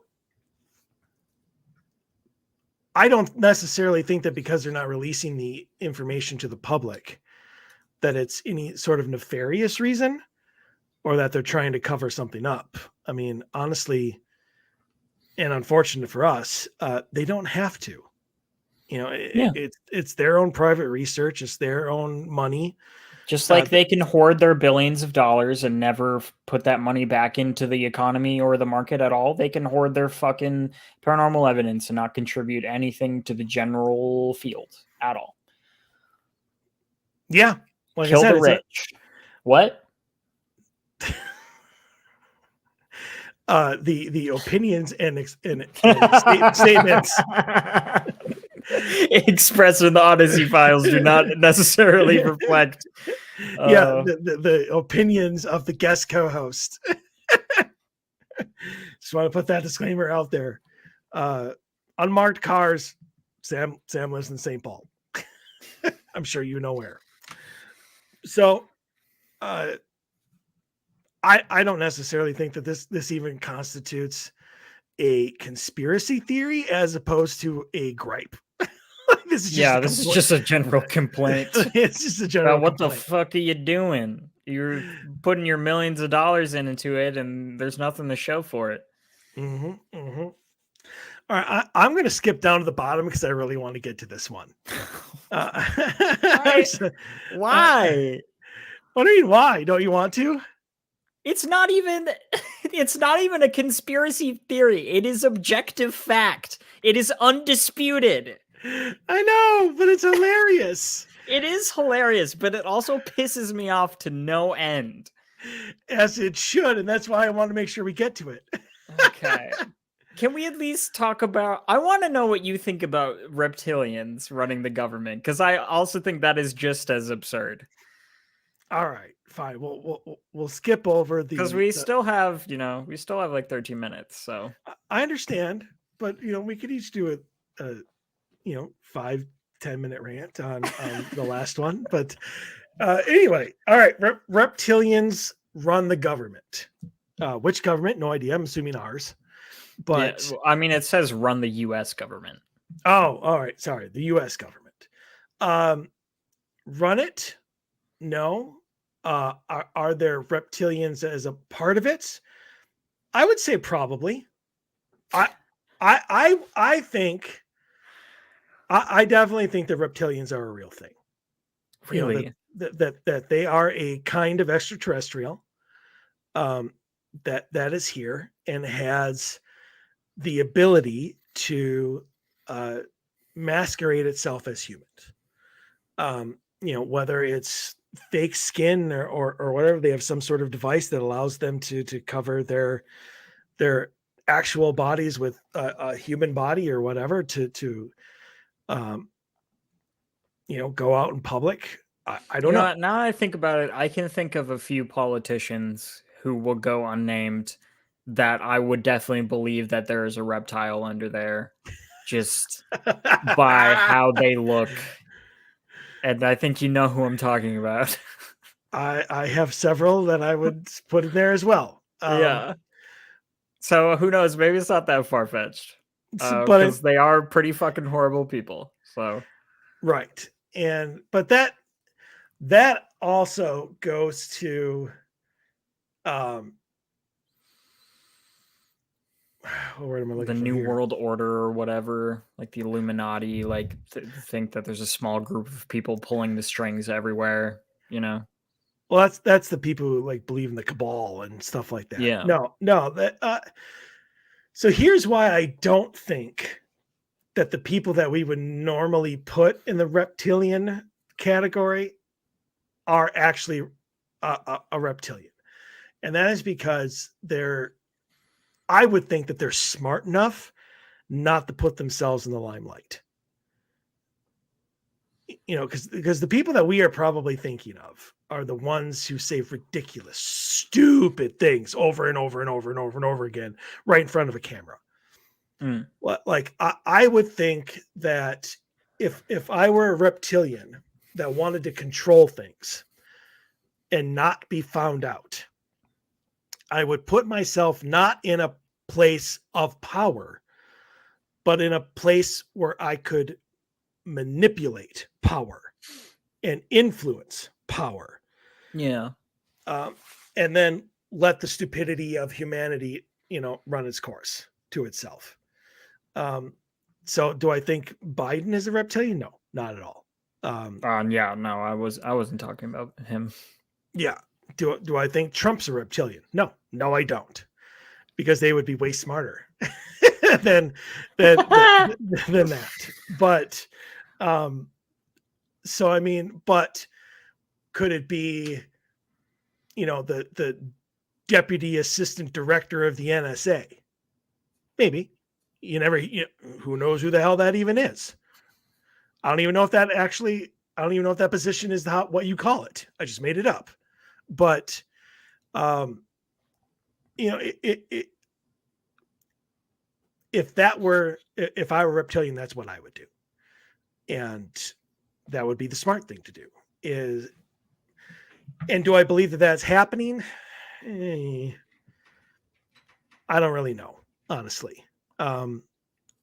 We do some crazy stuff sometimes. And there always seems to be if you look at our nuclear missile silos and you look at our nuclear power plants, there is always UFO activity around them, whether monitoring, whether anything.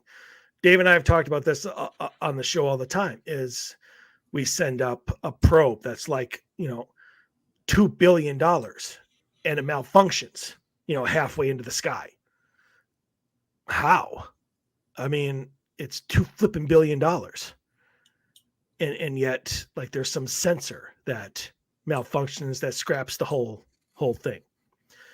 So, I mean, they have to be getting their information on what we're doing somewhere.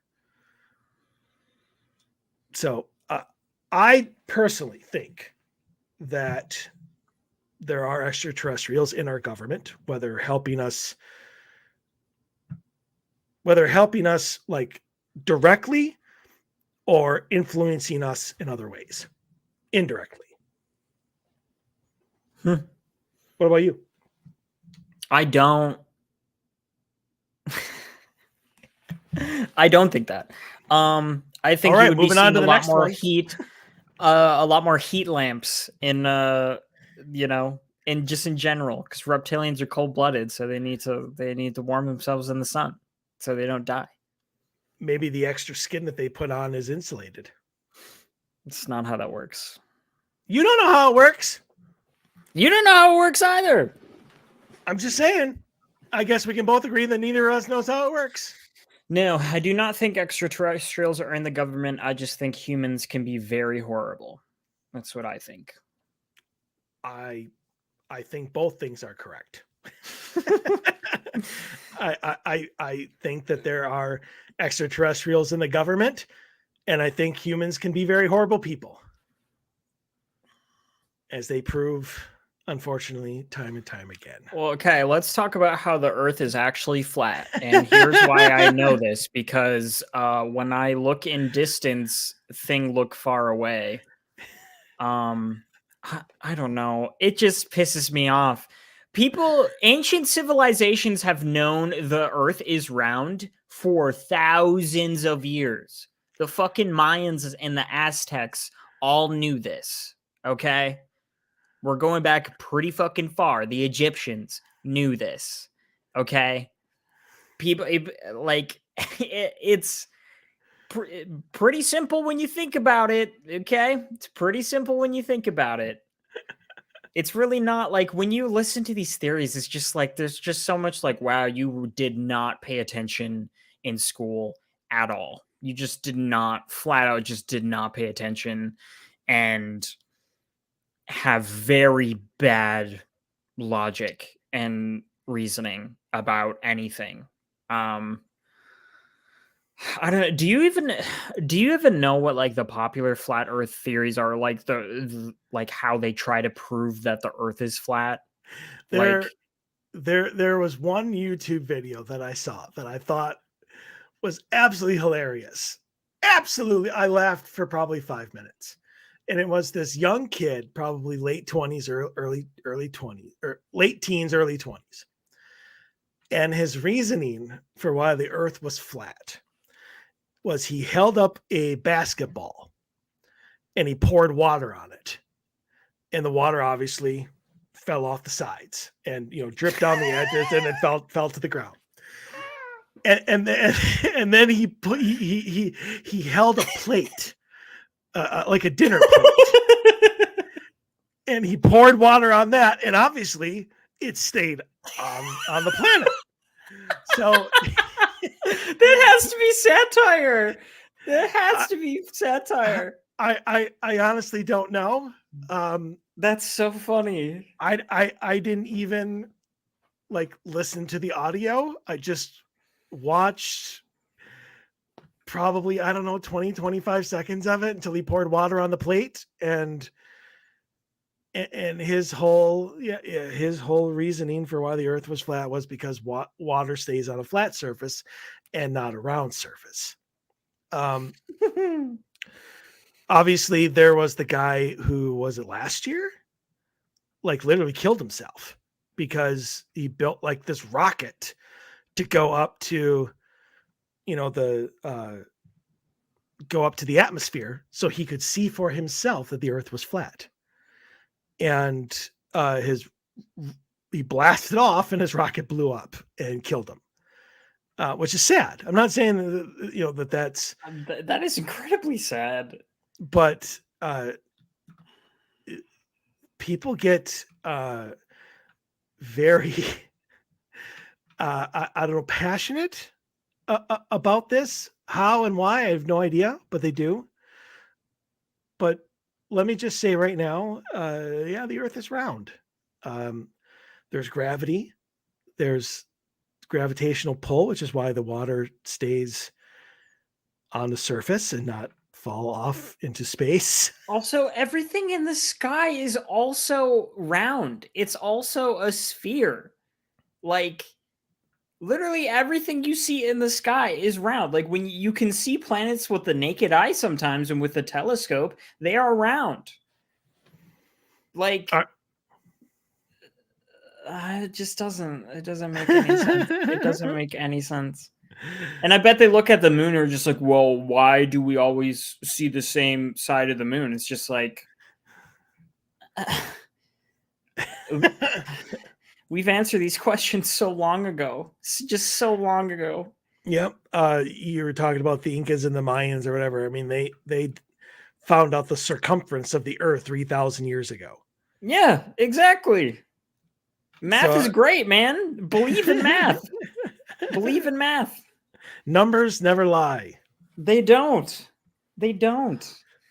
It's just sad to me that there are so many people that believe this, but also, it's sad to me that people believe a lot of things. It's sad to me that there are, white supremacists and Nazis running around in our country freely that think white people are the master race, and why people hate gay people and trans people, and all of this stuff. It flabbergasts me, but just somehow that people can reject just an objective truth that humanity has known for so long just pisses me off to no end. Just to no end. I'm thankful I've never met a flat earther. I don't want to. I don't know what I would say or do if I do. I mean, obviously it wouldn't get violent or anything, but I just would have to laugh. That's really all you can do. You can just start laughing. That's all you can do. Because, I'm not going to beat someone up because they think the earth is flat. I'm not a horrible person, but also, maybe you deserve to be beat up, just not by me.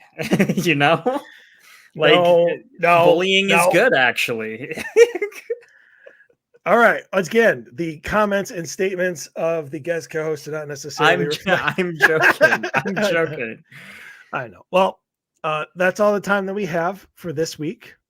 Sam, thank you again for coming on. And always fun. Anytime you need me to cover, I will do it. It's a fun time. Sounds good. And again, Dave will be back next week as he has promised. So we will see if that actually happens. We're holding him to it. Everybody hold Dave to it, and that's publicly right. Shame him if he doesn't follow through.